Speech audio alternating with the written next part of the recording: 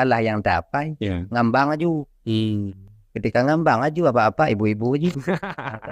Muslimin muslimat batok juga. Udah ini.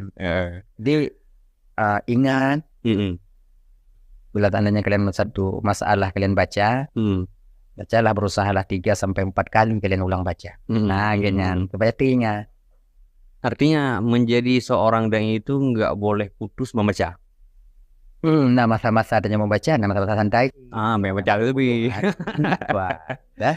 Lebih bercaji. Iya. Berarti dengan Tengku Ismail semenjak di Darussalam sampai tadi tahun 2016, masuknya tahun berapa dong?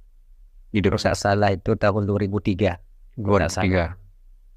Sampai 2016. Sampai 2016. Walaupun begitu setelah berkeluarga tetap ngajar.